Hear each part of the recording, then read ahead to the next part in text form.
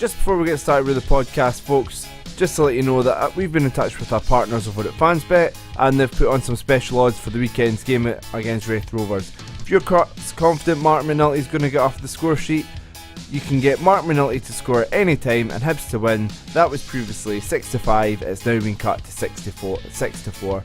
And if you think Hibs are going to have a big win, Hibs to win by 3 or more goals, that was, if you put a tenner on that before, you would have got £21.50 back.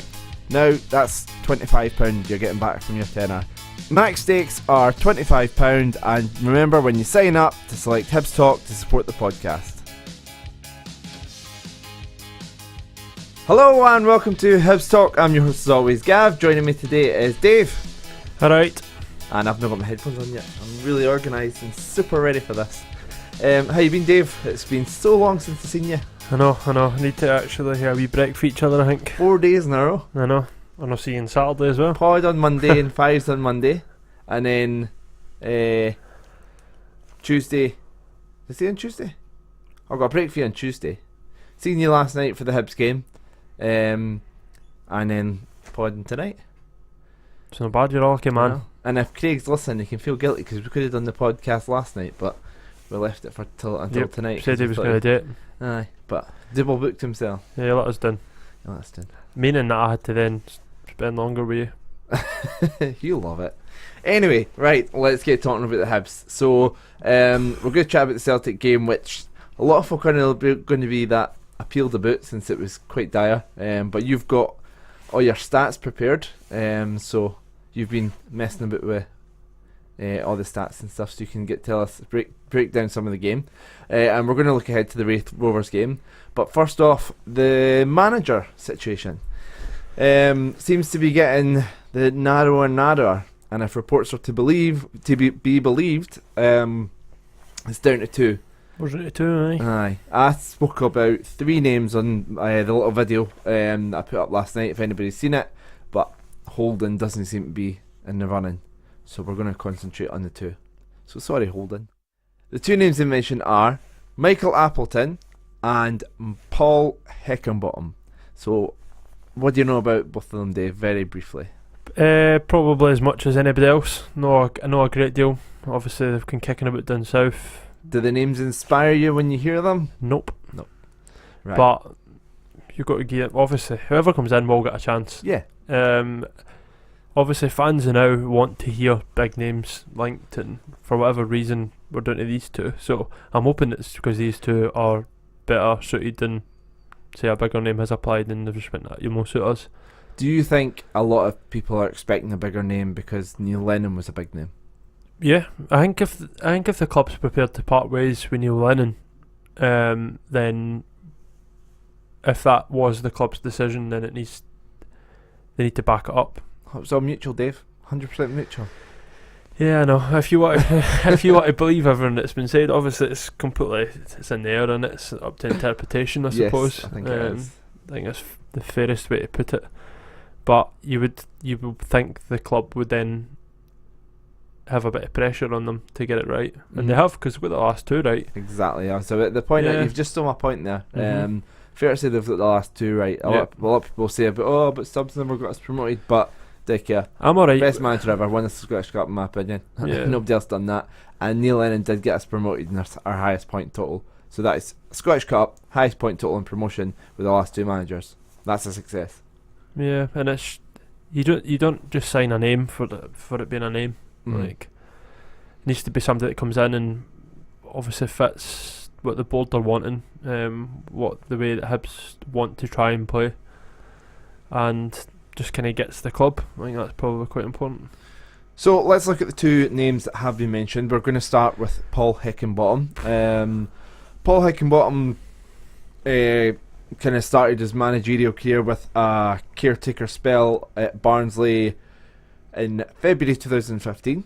He was in charge of 3 games, won 2 of them and lost 1, which wasn't enough to get the job on a permanent basis. So he went back to a coach for the next year. Next again, February, he stands in again as caretaker manager. This time he's in charge for 22 games as a caretaker, wins 14 of them, draws 5 and only loses 3. So that's got a good record there, especially in a difficult circumstances as caretaker. And that was enough for him to get to the job on a permanent basis. And then took over on June 15th, so going into the next season. That season he got them promoted, and then after that it was sort of toiling in the lower depth of the championship, sort of missing out on relegation by a point or something like that, I'm sure. So, but that was enough for Leeds to take a chance on him, and Leeds United appointed him on February. Let's get appointed in February. February the 6th, it could be his 4th February appointment. February the 6th he got appointed at Leeds United and was only in charge for 4 months, so pretty much until the end of the season. He lasted quite long for a Leeds manager. I know. Lasted 16 games, won 4 of them, drew 4 and lost 8. So for a club like Leeds, you could say, aye, that's not good enough. But at the same time, coming in February when you don't have any time to sign players, maybe he's been treated a bit harsh there, and maybe should have got a transfer window or two to build his own squad. Yeah, well, it's ridiculous. You can see it's not his team, it's not his players. He can't implement his own ideas. That's not me sticking up for him because I so the rest of the season we go 4-4-8. Are you going to be happy? He's not going to lose his job if he becomes a Hibs manager, and then that's his record for now at the end of the season. To be honest, that record's better than the record we've got now, so that would be an improvement. If we win another 4 games of this season, I'll be on the moon. Aye. Bye. So yeah, it was 2015-16. They won the Football League trophy and they won the playoffs to get promoted. And that's what got him the job permanently. Winning the playoffs got him the job permanently. So his job as a caretaker, his career as a caretaker manager, 66.67% and 63.64%, and his percentages as a permanent manager, 27.71 and 25%. So should we appoint him as a caretaker manager? I was going to say, just keep firing 6-month deals at him. All kind of social as well. Caretaker manager, something about the role. Though it's not working out for us, though, is it? Nah, it's probably tough games, but we'll get to that in a minute. But anyway, I'm digressing. So the other name that we mentioned was Michael Appleton. A lot of people might remember him. He was a bit more high profile because he managed a couple of Premier League games. He took charge when I think it was Craig Shakespeare left. Yep. He took charge for a couple of games, and there was talk of him getting the job permanently. But in the end, it went to the boy that's got it now, Claude Puel. Claude Puel. That's the one. So he had a caretaker spell, just 1 game at West Brom, then 51 games at Portsmouth, 12 games at Blackpool, 15 games at Blackburn Rovers, 173 games at Oxford United. So that was first time he kind of had a long spell at a club, very short spells after that, and then he's been at Leicester only a few months, and then he took on the caretaker manager role in the October. It was in charge of 2 games and won his 2 games, which is quite impressive. But the rest of it, not so good reading. Yeah, it's when you look at the clubs he's been at. He's been at Portsmouth. They've had Boller. Yeah, they've never been stable for years. I think they were in the bottom of the League One at that time. Blackpool, an absolute mess for a bit. Blackburn, mess for a bit. So then he's only now under, picked it up at Oxford, and then he's went on and done alright. With Leicester, it's only two matches. He played 3 Premier League games, no lost. Aye. Nah. I'm not sitting here being like, oh, that's class, that's totally inspiring me, because it'd be a liar. Like, I'd just be lying, just to sound buzzing. But at the same time, you just got to trust that if they 2 guys are the best 2 candidates and they've got this far, then aye, you've just got to believe that that's the best we've got. And I know that we've got nothing to base it on, but do you believe reports that, can you see it being down to these 2? There was something that the way Leeann spoke in her interview today, which I'm sure we'll get to, she sort of said about the person or the people. Yep. She corrected herself. It's stuff as if in her mind they've got their man. Yeah, they've got their man. It sounds to me like they've got their man, and that man's deciding whether he's taking it or not. Taking it, and then it'll be the other one. I personally think it'll be Appleton. Yeah. No. So. You seen the photo that one of the photos I used last night on the video I put up? He's absolutely built. that helps. He's an absolute machine. If him and Craig Levein get into a scrap, Craig Levein will shit it. Fingers crossed. No, we don't condone violence. No, definitely not. Definitely not. Just a wee bit. Okay, so any other things in the managers? I mean, I know you kind of wanted to see Stubbs come back. It's looking less and less likely now. Not even that I wanted it. I just wasn't against it. Right. Because what I said last pod, it's why, if something's good, why not go back to it? Like, what a weird way to live your life. But like, oh, that was really good, I can't have it again. Like talking about your dinner. Aye. Yeah, get dinner, or you go a good restaurant, you can't go back because it was good last time. You don't want to ruin it, tarnish it. No, you go back. Aye. So, oh well. I thought, to be fair, like I think a lot of people saying, "Oh, he didn't do well at Rotherham." Rotherham again. You look at the records of these guys that were just mentioned, and lower league. Sort of their first year, and it was their first year, second year in the Championship. First. And they've just been promoted, and another manager left. So that's always going to be tough. And then St Mirren just promoted. All their best players had just left. Complete rebuild job. Aye, I mean, and you got 4 league games. You can say, oh, but you got the League Cup. They're friendlies. But see, when you look at the English Championship, the amount of teams that are in it that you're like, they're a big team. Aye, it's one of the hardest leagues to get out of. You've got like down to like 12th place, you'd still go up through the playoffs and that.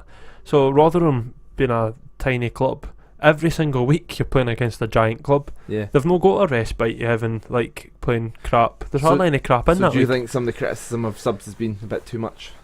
Yeah, no. I mean, what was the stat you broke with me? How many league games has he been charged with since he left Hibs? Oh, hardly anything. It was like 16 or 18? It was 18 or something, because 4 at St Mirren and like 14 down at Rotherham. It's pathetic. It's like low 20s if that. Man, I mean, I know with the, another thing Leeann was talking about is the recruitment, the managers involved in that, but there's a recruitment team and what's the guy's name, doing a cracking job, although some people have been giving him stick. Matthew. Aye, he's apparently doing great work. Somebody from inside the club reached out to us, sort of spoke about how much he's sort of done with the likes of some of the deals, including like McLaren and stuff, and how all the hours he put in to make sure he got them across the line. So the recruitment team are going to be in charge of transfers, but there is that argument you've got to give managers at least 1 or 2 windows so they can build the team and sort of, and you need time to kind of put things in place. And is that, I know we're talking about, we're sort of going off on a tangent here, but whoever the new manager is, kind of comparing it to subs not getting chances at other clubs, whoever the new manager is needs a couple of windows. So I won't start judging them until this time next year, when they've had a couple of windows to get their squad together. And yeah, who am I kidding? I'm on a podcast about Hibs. I'll be judging them every single week. Okay, so Celtic game was last night. Fair to say that I think I would have been preferring to watch the Rangers game. That sounded like it was an absolute cracker of a game. But the Celtic game, what was your thoughts? Just for overall thoughts of the game. Very, very, very, very poor. Just a weak effort. We let Celtic do everything their own way. They got one of the easiest games they'll have this season. Mm-hmm. That's, to put it politely. And we, something Eddie May spoke about, and I agree with the concept. He spoke about, we're going to, get in Celtic's faces and put them under high pressure. And that's worked in previous games when the likes of Hendry and that was playing at centre back. But they're Simovic and Boyata playing yesterday, sorry. And we played the high press, but it never came to anything. There was only 1 or 2 times it kind of, the strikers kind of won the ball high up the pitch. You seen McLaren? Oops. You seen Milligan winning the ball half out the park. When that's didn't the one what occasion. To do. I know he won it, and then Canberra then played him in, mm-hmm. and then he kind of sliced his shot wide. Wrong person, wrong place. But he did create that for himself, and it was one of our few shots that we had. So that came from the high press, but it was one of the very few times that we've seen us actually. And it's hard the formation was kind of wrong to do a high press, because when you've got your 2 strikers and you've got wingers that don't want to overcommit, because then you leave yourself exposed defensively, then they just put it out to the fullbacks.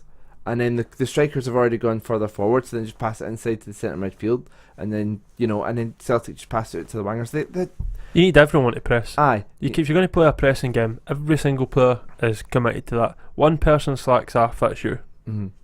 And it needs to be a fluid team, whereas if somebody is pressing, somebody else can drop into that position and fill. I mean, you're going to get into it now, but we've seen it with the first goal, and that's kind of where we'll start. Celtic's first goal, Stevenson had kind of pressed, and then Mackie tried to drop in, but hadn't dropped in quick enough, and then Hanlon had kind of came out, and then.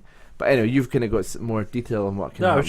You've been doing your research, so I'll not steal you up on that. It's not even research; it's kind of basic stuff. Like they switched the ball to the right back area, and then we've just been outdone by an easy 1-2, and then just right when the 1-2 is happening, see if you just freeze the screen and you see Sinclair pulling away from Milligan, then you see Hanlon starting to drift across, which then leaves Sinclair and Christie kind of both in the box, making their way into the box, and then McGregor's just kind of standing in the middle of the two of them. He's probably looking what one to commit to. So he can't commit to Christie straight away, so that's why Christie's got as much space. Because Hanlon's not got a choice but to go across, because Mackie and Stevenson have just pulled it so far out, and they've been beaten by such a simple 1-2. It's really all basic stuff, but I honestly believe it all comes from Milligan losing his man. And it's weird because it's totally out of the picture, but it stops. It's like creates a chain of events. So like the two events create like a big muck up. Do you feel that he should have after that made sure he got into the centre back position to kind of? He didn't have time. No. Yeah, no. You see him. He's totally. He's not even in up with play at all. The time he gets back in, the goal's in, and he just turns around and it walks back up. I mean, and I don't think he would have made it regardless, but you see the speed he runs in that movement, and then you see the speed when he's bursting into the box with the ball. He's definitely a lot faster when he's attacking and going into the box. I'm not questioning this thing, but maybe I am. It seemed like his attacking work rate was a bit higher than his defensive work rate, and he's a defender. Yeah, it probably looks worse because he's not running against Sinclair when he's attacking. He was running against a centre half, so maybe a bit slower. So you've got to take that into consideration. But he's ball watching for that goal and does not see Sinclair running off the back of him until Sinclair's already in the box.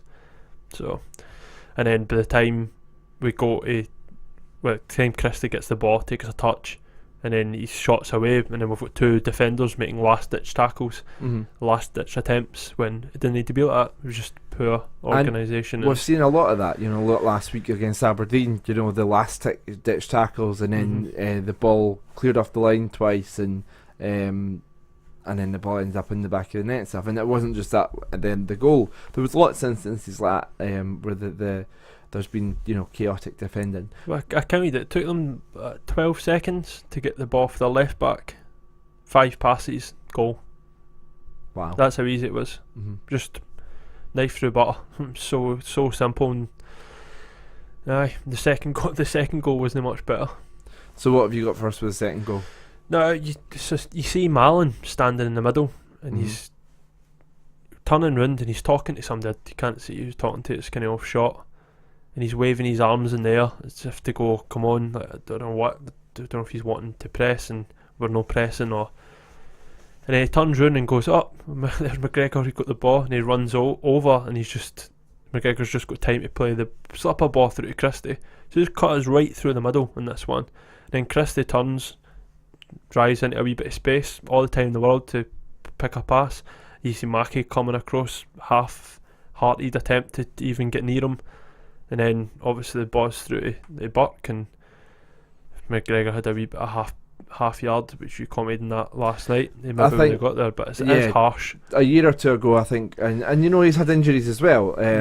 McGregor would have got would have been a yard or two further forward. And I know he's coming against Ollie Burke, who's probably one of Scotland's fastest players, but he would have got a year or two or so ago. McGregor would have got a yard or so further back, and his touch would have put over the bar. It would have just a wee bit extra. It's just small differences. So I don't want to have a go at McGregor, for getting older and having injuries. You can't hang your hat on him for that, because it is the midfield. Yeah, it has led to the chance. Stood like mannequins in front of them. It was embarrassing. I know, and that's the thing. Like, you know, I do think that McGregor's times, this is probably like his last season. We've said that before in the pod.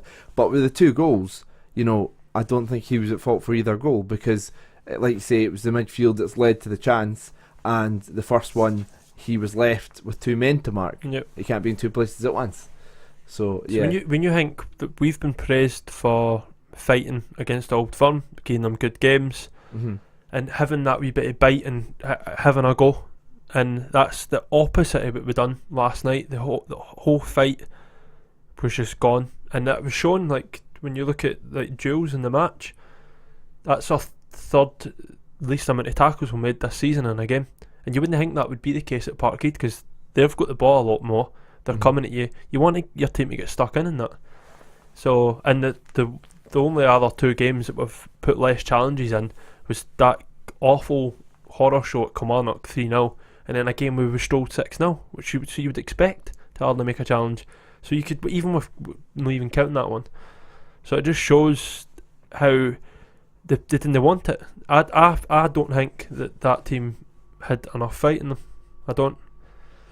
So what about Hibs on an attacking front? I mean, right in saying we had 5 shots and none of them were on target. None on target. So that's the second time that's happened in the last couple of months. Happened at Aberdeen as well, and it's actually only happened twice in the last calendar year. So it just shows that all the problems that we've been having has had a direct effect on the way we've been playing, and the way we've been playing in the last year, probably up until October, where that's where it all went wrong. October time. Yeah. We've completely changed as a team since then, and obviously that's shown with our lack of wins, like for 3-17 or something.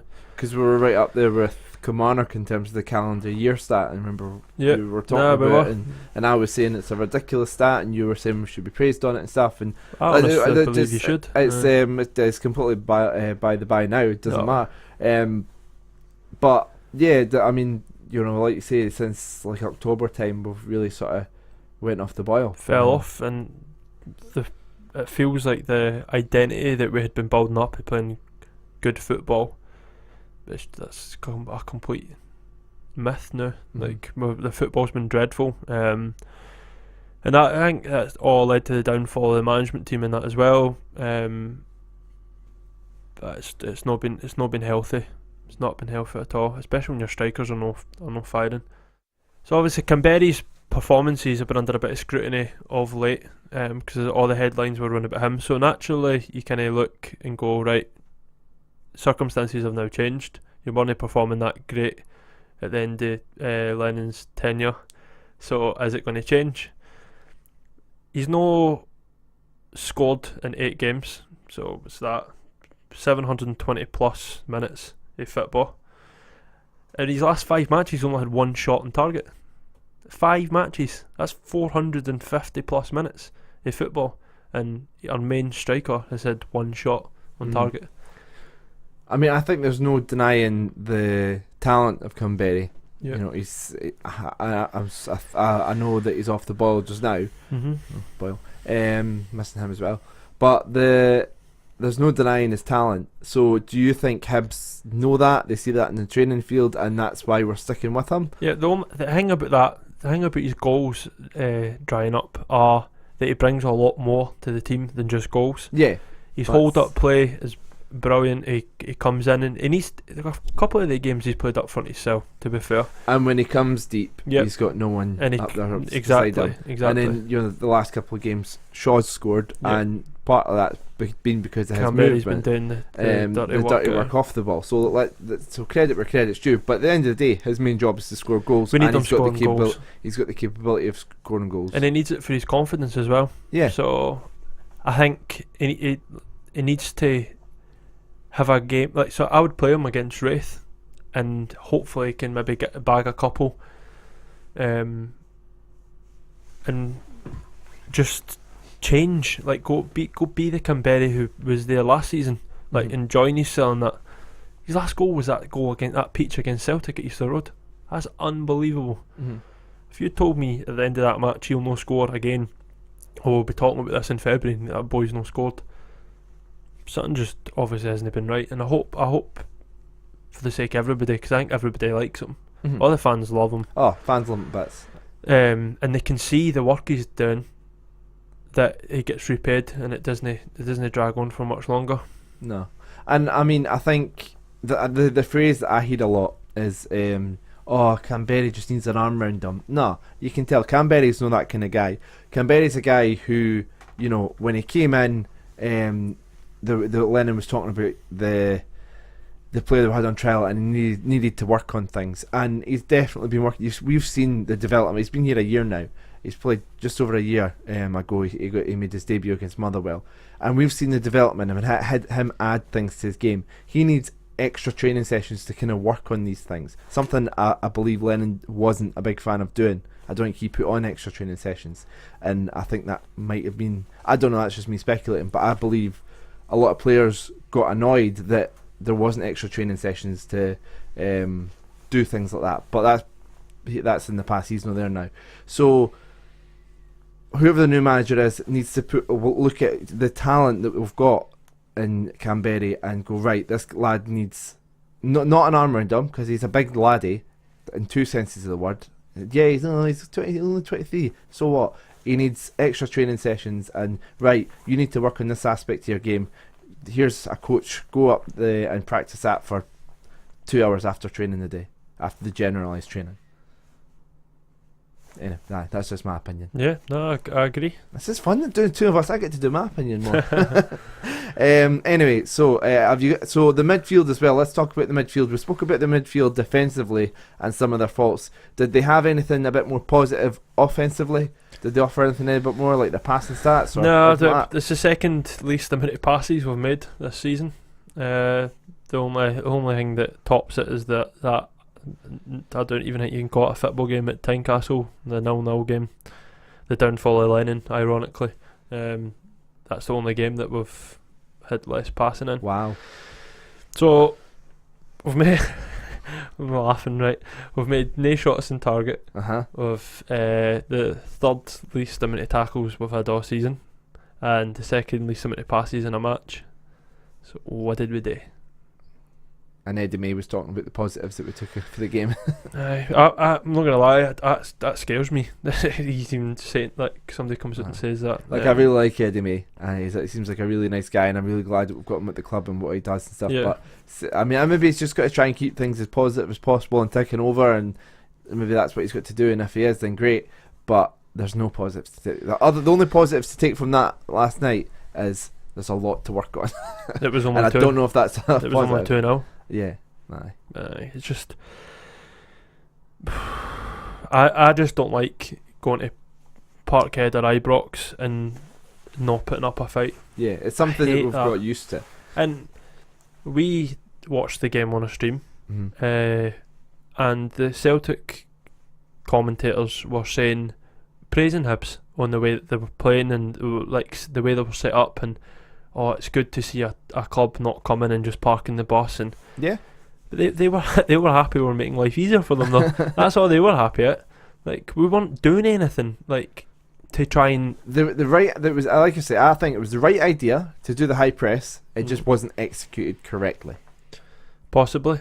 Well, I don't believe for a second that he had and a bad game plan. He obviously the game plan that he went in with was going to work. I don't think we went in there, but as soon as we were 1-0 down, that wasn't the Hibs that we've been used to seeing the last couple of years. And the diamond is never going to work with a high press. I mean, I don't know. I mean, you look at all the big teams that have made the high press famous. It's always been a 4-3-3 or some variation of that. Yeah. Or a 4-2-3-1. So, yeah, it seems weird playing a high press with a diamond with no wingers. I was saying earlier on about the wingers. We weren't even playing wingers. Anyway, so we've been talking about the new manager and who it might be. Do you think there's a chance that the new manager will be in charge, or do you think they could be in the stand, or do you think it'll be next week we'll get an announcement? Yeah, I think it'll be Monday or Tuesday. Right. Something like that. Okay. Do you think they could be not confirmed but in the stand, or am I just... They could be there because nobody really knows who they are. So could just be sitting there no knowing. Okay. So the game we've got at the weekend, return to the Scottish Cup. I think the club have been doing a decent job trying to get some positive vibes going again, using the fact that we've got the Scottish Cup this weekend to kind of put things to the side. And it's been a good idea, you know, the song with the... Is that what you're going to say? Yeah, there was a good video coming off the Twitter account, and it was actually quite good. Picking up on a song that's obviously been ringing around the stands and that. And it's just some girls just recorded it herself, and Hibs have reached out to her and went, would like to use this in a video. But I think it shows you that the communications at the club are trying to improve and evolve, and you can see obviously since Kenny Miller's went in, he's a Hibs fan, so he's obviously put quite a lot of input towards that, and you can see it's a positive, a big positive. I mean, don't get me wrong, in terms of communication wise with the whole Lennon situation, that's a whole other topic, because there was whether it was there might we don't know the details. It might have been a legal reason for why there wasn't more communication, or it might have been the PR company that Hibs employ that told them to do that. We don't know. I do know Hibs employ a PR company to keep them right, but so I don't know if it came from them to keep quiet. Whatever it is, it was the wrong decision, because it's just open. Because silence is not, with a situation like this, with a high profile manager like Lennon, is absolute. What's the word I'm looking for? Is brilliant for the Glasgow papers, because they're just going to spin that, and if they don't have anything to work with, then they could spin it to something else. And then you've got the likes of Chris Commons, and who I believe is I'm right saying he's the same agent as... He shares an agent with Lennon, so shock he's got the same...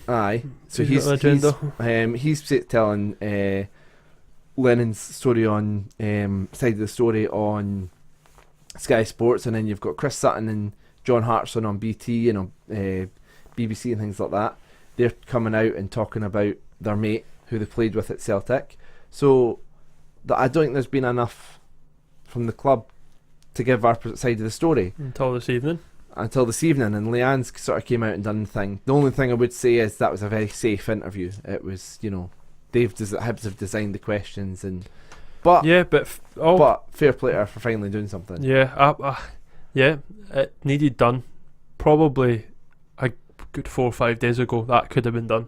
That's the only thing. To be fair, she's been busy getting us a new manager. Yeah, but I still think a wee update could have been done 4 or 5 days ago.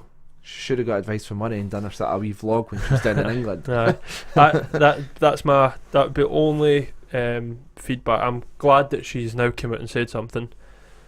I do think she's been very quiet, and she said so herself, and she didn't really notice that she was being that quiet. You did. Yeah, I don't. Again, she probably just needs to say that. But what she was saying all sounded quite positive. She's a good talker. She always has been. Yeah. The key thing that I took away from that I liked was people that don't know the ins and outs of this club are talking about how this club's in turmoil. That's not the case, and you know, I think a lot of people that, you know, go along to working together and actually like look into the inside of the club and speak to people inside the club know that the club any club is not just a manager, but Hibs are a well-run club and have a structure in place, and you know, have all these people in all these different positions. 1 or 2 jobs, the manager and assistant manager, have left, you know, and we've had people capable come in and stand in for their job.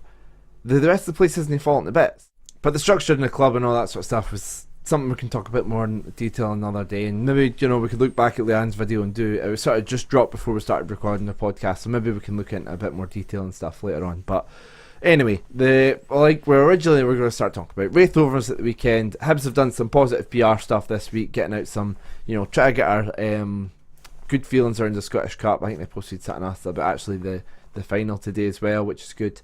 You know, we'll love the Scottish Cup, and we're in a great position where, you know, Raith Rovers have been a decent side in recent years, and okay, they're sitting second in League One just now, but at the end of the day, they're in League One, and you know, McNulty's now had a bit of time. Gould's, you know, you've seen how well he done against who was it played a few weeks ago in the last round of the Scottish Cup? Elgin, yeah. So, players like that at home at Easter Road, no reason why we can't go out and win by a good few goals. I think we need to. Mm-hmm. We need to get the positives up, and if the new manager is selected by then and he's just not been announced, you'll be watching. So players on their toes, ready to make an impression. Might see if it shouldn't take that, but we might see if there's a lift in the players. But I agree. I think McNulty needs to play. Yeah, and I would play Canberra to try and get goals. So maybe just keep Shaw a wee sit out. I think that's what needs to happen. Nothing wrong with Shaw at his age being the player that comes off the bench after 60-70 minutes and has an impact off the bench. Because if McNulty's not 100% yet, I would like to see him get 90 minutes just purely for fitness, but we need to not take Raith lightly. No, definitely not. So if somebody is, I don't want somebody to just be playing 90 minutes because they need 90 minutes. We need to win. I mean, at the end of the day, they are sitting second in the league, so they will be feeling quite good about themselves. Their recent form... Well, when a team's used to winning, it doesn't really... you've got that winning feeling all the time. No matter what level you are, it's a good feeling to have.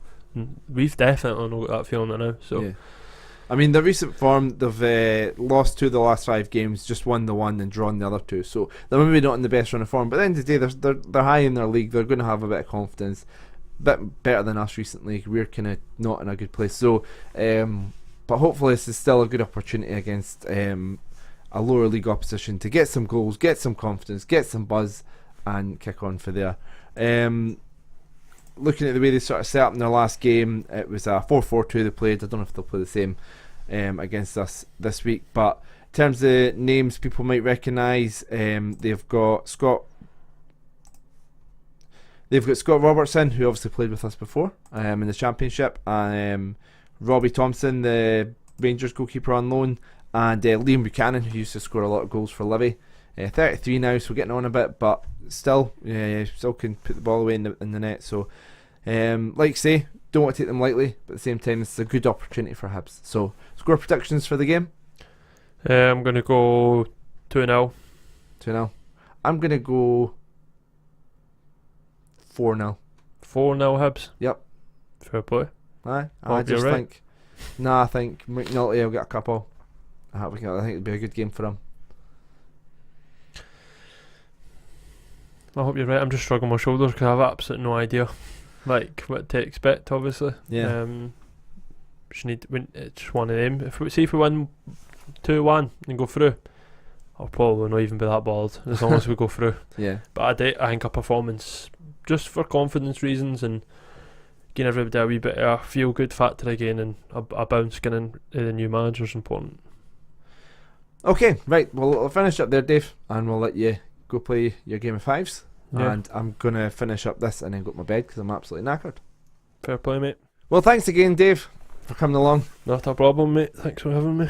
Thank you very much for listening, folks. Remember, you can follow us on Twitter and Facebook and stuff at HFC Talk, and we'll be back next week to look back at the Raith Rovers game and talk about whoever the new manager is, because they'll be in charge next week, according to Eddie May. Cool. And we've had people capable come in and stand in for their job. The rest of the place isn't falling to bits. That's what I said last week. It's like, imagine you've got a big I'm going to do one as you do all the analogies. It's my turn this week. Go for it. Imagine you've got in Rome and stuff, you've got all or in Greece and stuff, you've got all these big buildings with all the pillars and all that sort of stuff, the Colosseums and all that sort of stuff. If you were to get, I'm saying, this is fucking shite.